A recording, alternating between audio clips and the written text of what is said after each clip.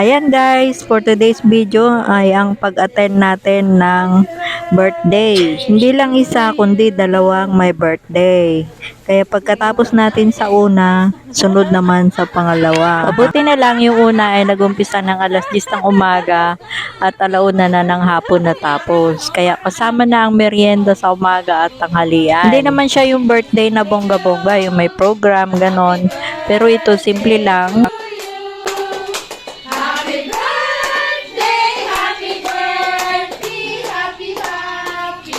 Kaya naman inabot ng hanggang alauna dahil more on kwentuhan, tawanan, biruan, ganon.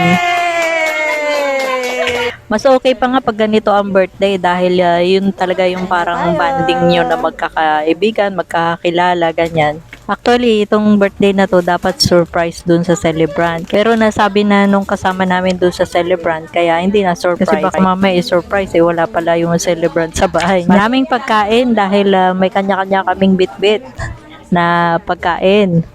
Kaya marami ang pinagsalusaluhan. Dahil nga sa hindi tayo marunong masyado magluto, kaya pantulak na lang na soft drinks ang dala natin. Sinamahan na lang natin ng plastic cup para diretso tagay na. Tagay ng soft drinks, kayo naman, baka iba inisip nyo yung tagay. So ayun, pagka alas 4 ng hapon ay dito naman sa isang may birthday. Bago nga kami kumanta ng happy birthday ay kinantahan muna namin na makalangit na awitin ang my birthday.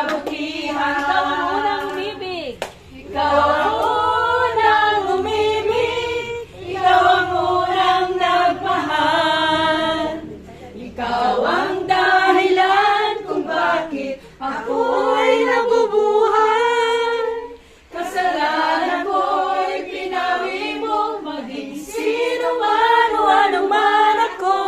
Ako sa'yo, sa paningin mo'y espesyal.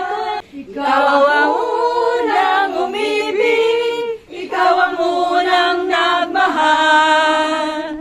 Ikaw ang dahilan kung bakit ako'y nabubuhay.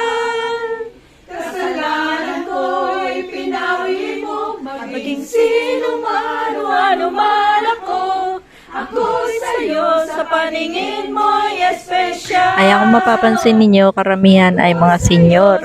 Dahil senior din kasi yung my birthday. Masaya lang na maimbitahan tayo pag ganitong mayroong my birthday. At masasabi kong isang karangalan na kasama tayo sa naimbitahan. Happy birthday, happy birthday to you. Problema lang pag naimbitahan tayo sa ganitong birthday ang panregalo. Lalo na kung yung may birthday ay may kaya naman o meron ng lahat ng bagay. Ang hirap mag-isip ng dadalhin o ireregalo.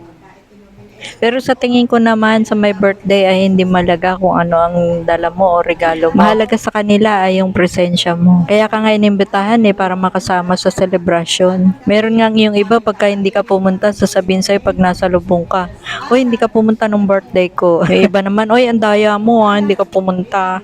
Yan ang linyahan ng mga inindiyan. Pero ako hanggat maaari pag inimbitahan, sinisikap ko na makarating kasi para naman masiyahan yung tao na nagpapahalaga sa'yo bilang kaibigan. At saka hindi naman lahat ng tao taon-taon nagsiselebrate ng birthday. Maaaring mag-celebrate pero pampamilya lang, ganon. O kaya mag-out of town, pasyal-pasyal.